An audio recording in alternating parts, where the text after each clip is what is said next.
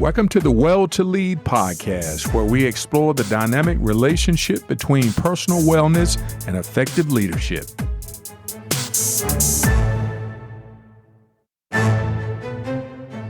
Hey, good morning, guys. This is your host, Bobby Davis here. Hey, thanks for joining us today. I'm excited this morning to welcome to our show online fitness coach and founder of Be the Best You Fitness here in Charlotte, Miss Alyssa. Alyssa, how you doing this morning? I'm good. How are you? I'm good. I know you have been busy lately, huh? A lot of stuff going on. Oh, yeah, a lot of clients to get in shape. The holidays are around the corner. School has started for a lot of moms, so they're like, "Hey, the kids have their routine. I need to have mine now." There you go. There you go. That's what I'm talking about. Go ahead and help them get in shape, man. That is on point. So you and I met actually back in, when was that? When did we have that seminar? When was that? In April, I think it was. I think so. Yeah. It's wow, time's flown by. Yeah. I think we initially met at a wellness seminar in Gastonia, and Alyssa was one of the participants at the wellness seminar.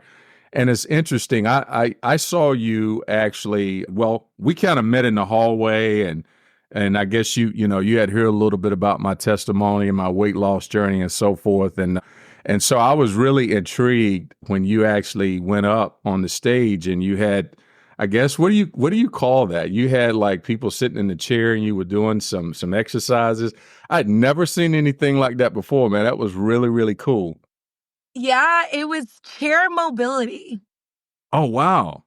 Okay. Yeah, so things you can do literally right in the office, Yeah. in between your breaks. Yeah. And so everything is in a chair, but literally we loosened up the whole body and I think it was like 10-15 minutes. Wow. That was amazing because I was back there trying to do some makeshift filming for you. I know that film didn't come out too good. I was back there trying to work the camera while you was doing that. And I had never seen, those types of exercises. And it was really interesting because it allows you to be seated while at the same time, giving you the opportunity to kind of, like, I guess, like you said, stretch and, just kind of get some movement in. That was a really cool thing to see. So a lot of your business, I know we talked a little bit about this. A lot of your business, I guess, from coming out of COVID has been primarily online. Is that right? 100% of it. Oh, nice, nice. Online Yeah. fitness. That's so cool. Yeah. That's so cool. So let me ask you this, because I'm wondering, like, so online fitness compared to in person. I mean, what are some of the benefits to doing online as far as you're concerned versus in person? And do you feel like your customers get the same impact? So I would say, like, in terms of impact and in terms of results, a Hmm. lot of that is going to be based on the client's mindset. If, Okay. if there's bad traffic, you're in person and you're too long, you're like, I'm giving up, I'm going back home. You can't change that person's mindset. That's But true. that same person could then be at home and they don't have to worry about traffic anymore. That's All right. they gotta do is show up. But I can't force someone to get out of bed. That's I true. can't force someone to set an alarm to wake up to see me. So Yeah. a lot of it is gonna be based on their mindset before anything else. Wow. Wow. That's interesting. That mindset theme has been very paramount with a lot of the other folks that I've spoken with, and we'll get a little bit more into that as we progress through the show. But I wanted to first of all do this. I wanted to talk about the topic, and then perhaps you can give us a little bit of detail about your history, how long you've been in fitness and so forth. So today, Sure. so what we want to talk about today is we want to talk about a structured blueprint, I'm sorry, for achieving optimum health and fitness after 40. That's a pretty powerful statement there. And I'm really excited to hear about what you have to say about that. But can you tell us, like, how'd you start in fitness? What was the motivation? How'd you get going in this of all fields to get into? Sure. Well, I, from a very early age, probably at like 10, 11 years old, struggled with my weight. Okay. And I was very aware of that. So I had to start working on mind shifts myself. And then when I hit about 15, 16, my mom, she got diagnosed with multiple sclerosis and it Wow. impacted our entire family. The doctor wanted her to do about 3 hours of physical therapy a day. Mm, And if you do 3 hours a day, that's so discouraging. I know, Who's right? gonna do that? And then you don't have any support. And so my mom tried 6 months. She gave up. 6 months later, she lost all ability to walk. She had Wow. stopped working out. And I just slowly saw her turn into a vegetable. Oh. And so that was something for me that was always next to my heart of and it was unfortunate because at that time I was a teenager. So Mhm. I didn't really know what to do to help her. But once I became an adult, that made me care so much more for women that are over 40 that don't have support. They need the support. They may not know what to do. And that's really how I fell into it. Really, it was healing for me to be able to help other women over 40. Wow. Is I really saw my mom turn into a vegetable over the course of a year. And it was something that, I wish I could have changed, but that was something I couldn't do. Wow. That's a powerful testimony. I appreciate you sharing that with us. And I mean, I've had the opportunity to take a look at some of the folks that you have impacted just on your website, and I can attest that you appear to be doing a really, really great job just in helping to transform people's lives. And to have that motivation there, I think is critical. And you know what's really, really important here, and what's really, really pivotal as I thought about what you do Mhm. is the fact that you are targeting older people, people 40 and over, because, like most of us, when you get a certain age, you kind of your exercise and even sometime your dieting, kind of goes by the wayside. And when you're young, you could eat what you want and, metabolism is great. You can kind of not worry about it too much. But then as you get older, metabolism starts to slow down and then you start having kids, family, and the lack of exercise becomes very very paramount. I mean, you just really don't have time for it. So the fact that you are addressing what I can see as a really important area or focus is really great, because there's so many older people that are just really inactive, more so, and they're getting in bad health as a result oftentimes. So I'm excited that you're doing this, and I think it's a real strong market to reach. And now I understand the motivation behind it with your situation with your mom. And Mhm. can you tell us how you are? First of all, how are you reaching these people? Are they just coming? You call it that I mean, how do you normally get in contact with them? How do they find you, more or less? And why Um, yeah, why do they entrust you to help them with their fitness goals versus traditional, because a lot of this you were doing online, and sometimes when people think that, fitness, I got to go to the gym, I got to do this, that, or the third. Online fitness, how are people reaching you? And why do they think working online with you would help change their life from a physical standpoint? well, obviously I'm an online coach, so they do Yeah. find me online, Mhm. either through Facebook, social media, and then I'm on a couple different like websites where you can find trainers. Right. And majority of the people that sign up with me do not like going to the gym. Ah, They gotcha. don't know what to do to work out, especially as they're getting older in their 40s and their 50s. And it may not be that they don't like to go to the gym, they are just so busy. They literally may have a certain amount of time. But Right. if you consider having to drive to a gym, having to drive back home, that in itself is an obstacle, especially when there's bad weather, there's snow, there's different things.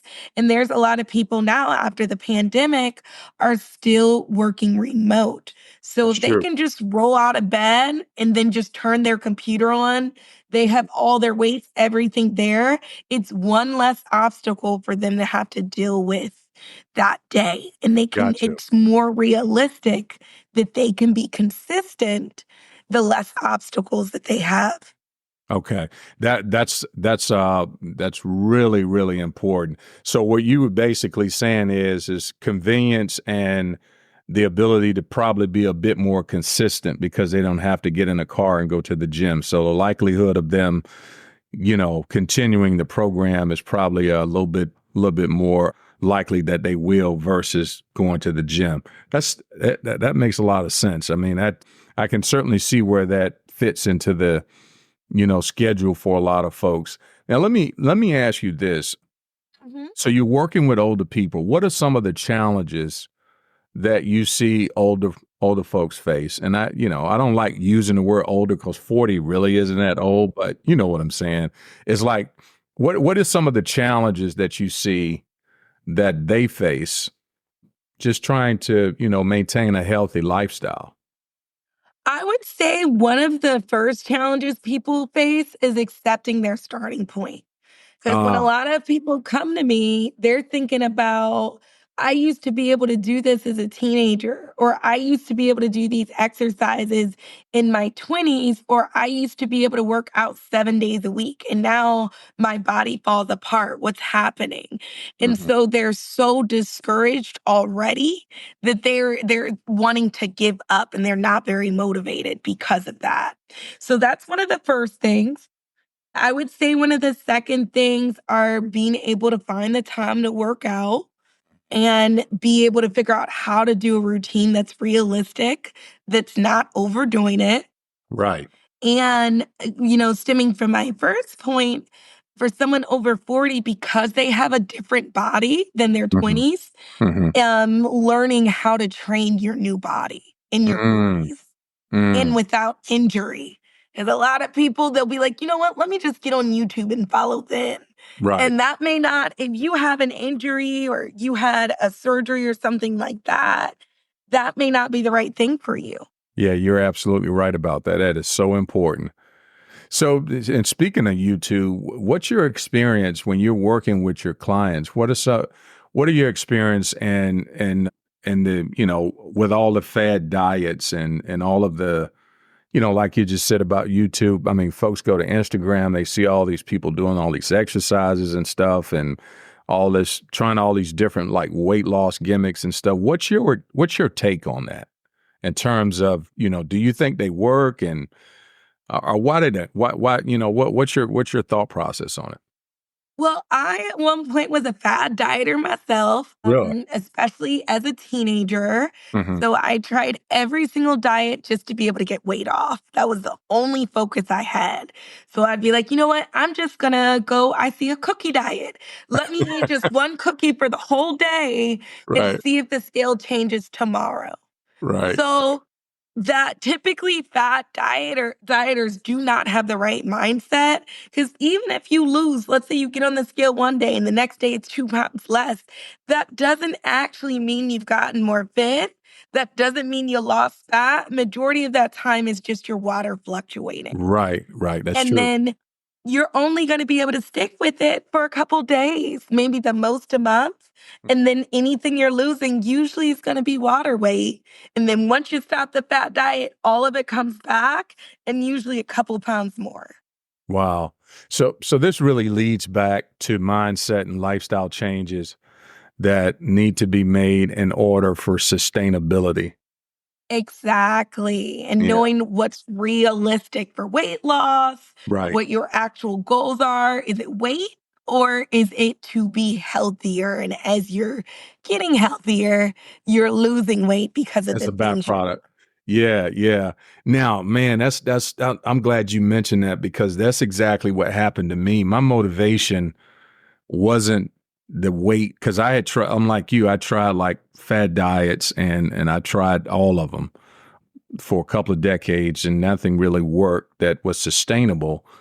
And for me, I guess after just decades of just not taking care of myself, started having some health challenges, and these health challenges started to escalate. So, first thing you may have, I had like high blood pressure, and then the next thing, being diagnosed for high cholesterol and pre-diabetes and all this other type of stuff. And for me, I needed intervention. I needed God's help to help adjust my way of thinking because I tried everything, and the things that I tried, they didn't work. They didn't address my health issues. They didn't address how I was feeling, and things was just progressively getting worse for me. So, okay. so when he stepped in and helped to change the way that I was thinking and allowed me to begin to adjust my mindset to the extent that I was able to embrace the healthy lifestyle because I desired it, then the weight loss happened as a byproduct of that. For Mhm. me, it was the health challenges. I needed to address the health challenges. And I remember praying this prayer, and I prayed this prayer like several times. I said, Lord, I can't fulfill your purpose for my life in bad health. I don't have the energy. I'm taking these pills and I just feel horrible all the time. And, he answered that prayer. I mean, he helped me to change the way that I was thinking because I couldn't make it work on my own. And sometimes I think that's what people need to realize who have tried these fad diets. It's okay that you pray and ask God for help. Because for me, he helped me through the transition that I needed to make spiritually and mentally to begin that health journey that actually helped to reverse all of my health conditions. And it happened over time. And the lifestyle changes, they just took root naturally because I wasn't trying to do this just so that I could, fit into a smaller shirt or, a smaller pair of pants or something like that. I was trying to do this because I needed my health to fulfill his purpose for my life. I needed good health. And so I think that is important for folks when they are trying to start on a journey is to make sure that they have a strong why, especially when you've tried all these diets. Mhm. Because you have the failure that's kind of like permeating in your ear and your mind. Say, hey, this, why is this time any different? And I know for me that's what was happening when I tried losing weight. I was like, well, why is this time any different from the last 50 times you tried losing weight? You know what I'm saying? And so that Mhm. sometimes brings its own set of discouragement when it comes to trying to get on the right path. But yeah, you're right. I mean, it just depends on what your goal is. If your goal is health, then a lot of times, like me, the weight comes off as a result of that. Because, I never forget when I went to my doctor's office after and it took me probably about a year or so to lose over 100 pounds. It was maybe about 12, 13 months, something like that. And yeah, when I went to the doctor, my doctor was like, yo, what in the world? Because you go in for annual checkups. And so she hadn't seen me in like a year, like a little over a year. And they were just there, they were just floored. They were like, what happened? What happened? What'd you do? And so everybody was amazed at the weight loss. And then when I got my blood work and all that stuff back, all of the problems I had were gone. I had at the time I had high cholesterol, I had I had high blood pressure, I was pre-diabetic and sleep apnea. So I had a host of issues and they were all reversed, gone. And they were amazed that, these same things I was, being prescribed pills for that I no longer needed them. And, I just had to give God glory for that because I know that it started with him helping me to change the way that I was thinking and embracing a new lifestyle. But yeah, I mean, what you think is a better goal? Is it better to look at losing weight from a health perspective? Because a lot of people just want to lose weight to look good. And ain't nothing wrong with that. I just wonder what your opinion is on that. Like, are you asking, is it better to lose weight from health versus Yeah, like what's your motivation? Like a lot of people want to lose weight because they want to get in the dress or get in the clothes. They want to look nice, and ain't nothing wrong with that. But, is that a strong enough motivation to sustain most people? I would say no, because Mhm. every single person is going to be different when it comes to the weight loss.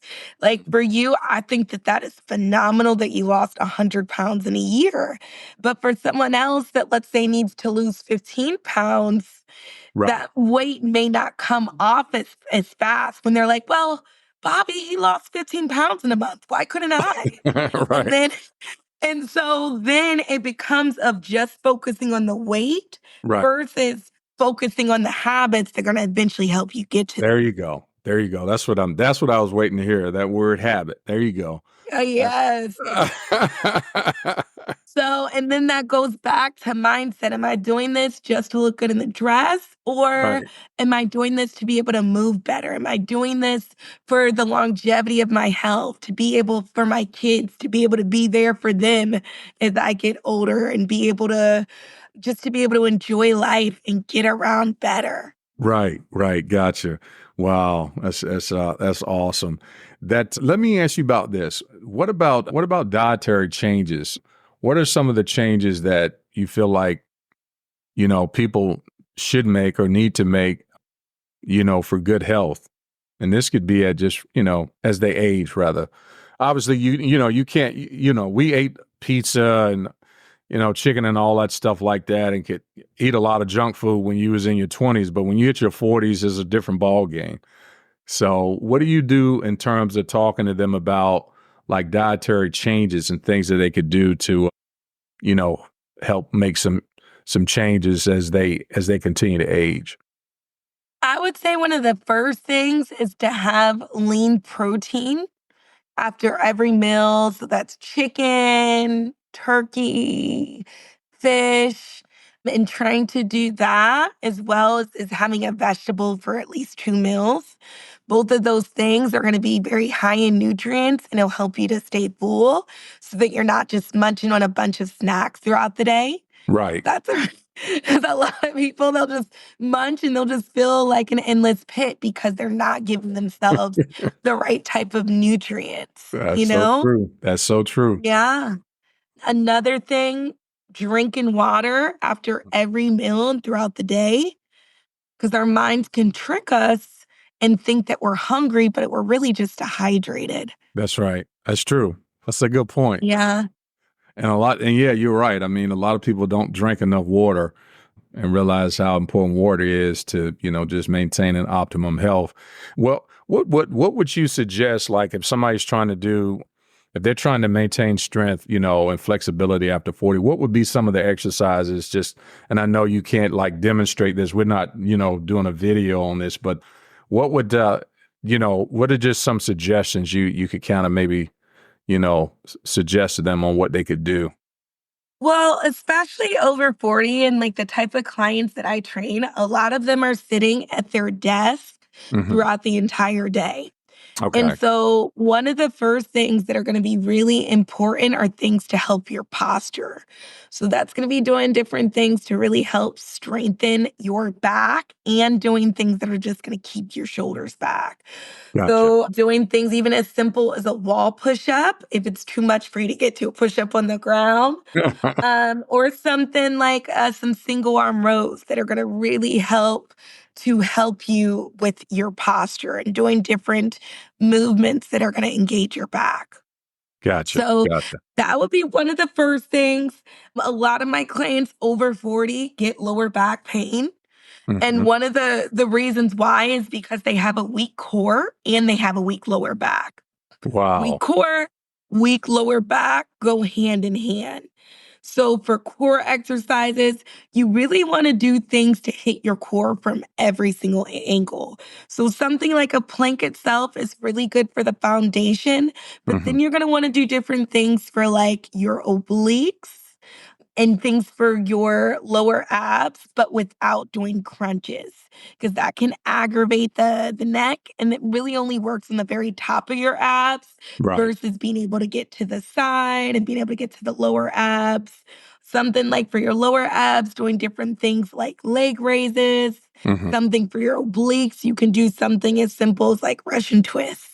Oh, nice, nice. Wow. Yeah. So there seems to be quite a bit of variety based on what you just shared there. So that's awesome. And well, what about this? Now, this, your client, they come to you, you get them started. Now they've set some goals. They're starting to see some progress, and they're starting to lose some weight. Health is getting better. What are some of the preventive care measures that you suggest? Because this is something that I get asked a lot because I get it. They'll first of all, I get asked by people, how long have I, kept the weight off? And so for me, it's been over 2 years since I've, kept the weight off.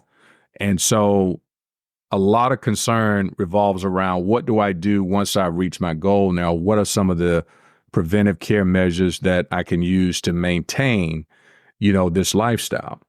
What do you all, Mhm. tell your customers?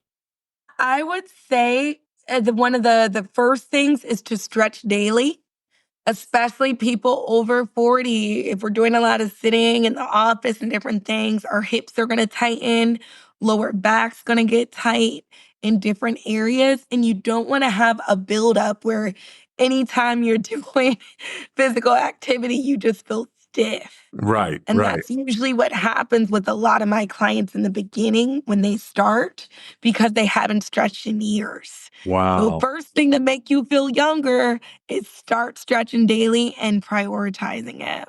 Wow. That's awesome. Uh, yeah, another thing, regardless of how much we want to do it or not do it, strength training is going to be really important. Prioritizing that at least 2 to 3 days a week and sticking to a specific time every week, just so that you can get some type of consistent routine and Gotcha. be able to measure it. Gotcha. Gotcha. And then I'd also say setting a step goal daily.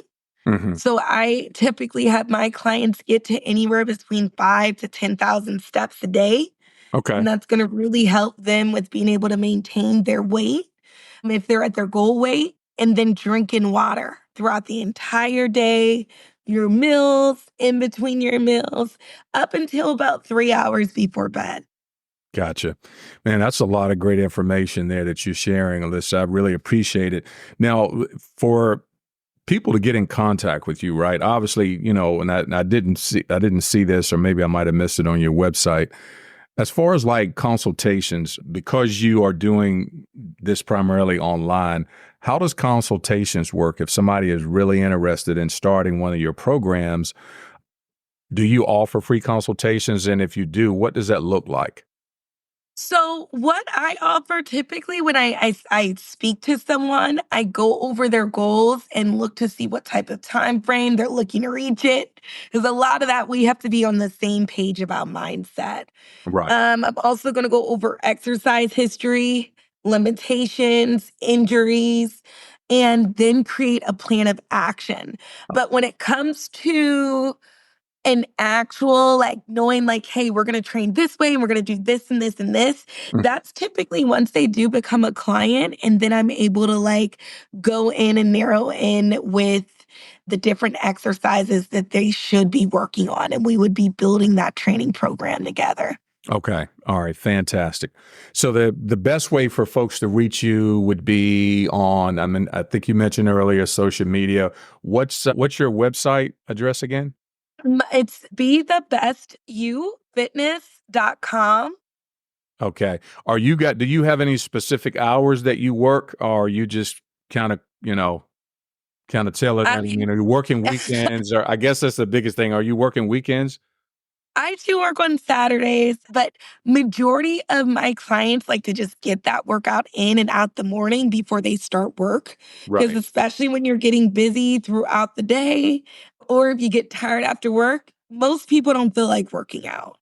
I do yeah, so I do have different things for people that wanna do evening stuff, but majority of my training is early in the morning, at 6 in the morning up until about 9, and then I do also do weekend training, and then in the evenings, I partner with a yoga instructor, and she does meditation.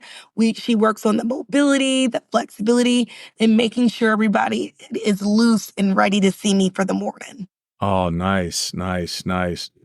Well, listen, folks. I advise you guys to visit Alyssa's website.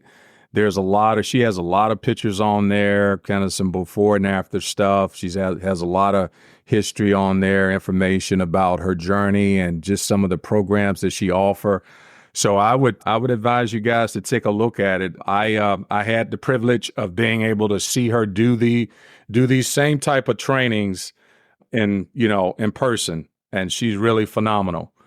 Listen, I appreciate you coming in today and being a part of the show. I would like to have you to come back because you know what? You can't get a whole lot of questions and stuff answered in 20 or 30 minutes. So hopefully we can circle back up at some point and maybe dive a little bit more deeper into some of the things that you provide. But I'm really grateful for the opportunity to talk with you today. And you got any last parting words for the audience before you head out? I would say for the audience, anything that you choose to do when it comes to health and fitness, just think about the long term. Don't think about just what your goal is now. Don't think about that fastest route, but something that is sustainable that you can do the rest of your life. And really getting rid of that all or nothing mentality Right. and just really focusing on sustainability. I love it. I love it. I think that is absolutely great advice. And that's a really phenomenal way to cap the show. Folks, again, I want to thank everyone for joining and tuning in today. I look forward to speaking to you guys again on next week. Until then, have a great rest of the day. And Alyssa, thanks again for coming on. I'll be talking with you real soon, okay? Thank you. All right. Take care. Bye. Bye-bye.